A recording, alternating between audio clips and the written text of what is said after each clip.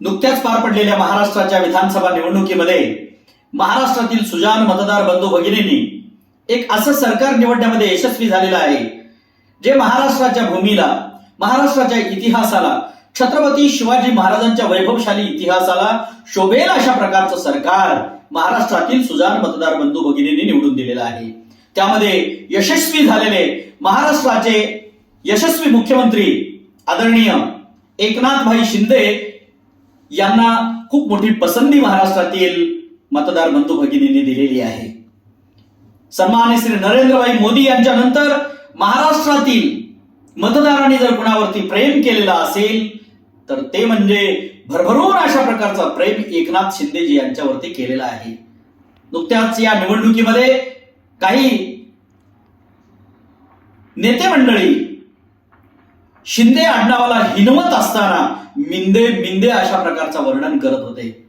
ते महाराष्ट्रातीलच नाही तर तमाम देशात वास करणाऱ्या मराठमोळ्या भावनेला दुखावत होतं।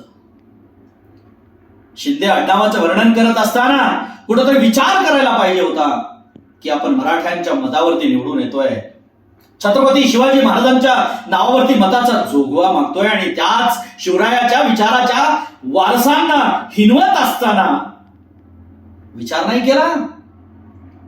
त्याचाच राग महाराष्ट्रातील महाजनतेने मताच्या पेटीमधून काढला।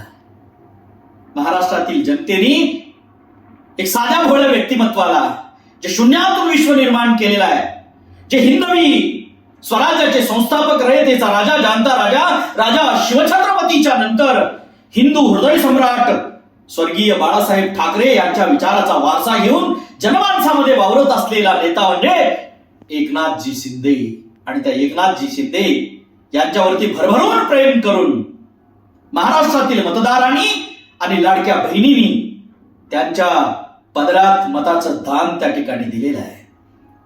मी या भारत देशाचे यशस्वी पंतप्रधान, देशाचेच नाही तर संपूर्ण जगातला एक आकर्षक चेहरा असलेल्या श्री नरेंद्रभाई मोदी यांना विनंती करतोय की आपण एका विश्वासक चेहऱ्याला न्याय द्यायचा आहे, ज्यांनी महायुतीचं सरकार आणण्यामध्ये खूप मोलाची कामगिरी केलेली आहे आणि महाराष्ट्रातील जनतेला, सर्वसामान्य नागरिकाला, सर्वपक्षीय लोकांना सामावून घेऊन पुढे जाणारं व्यक्तिमत्व म्हणजे आदरणीय एकनाथभाई शिंदे आहे।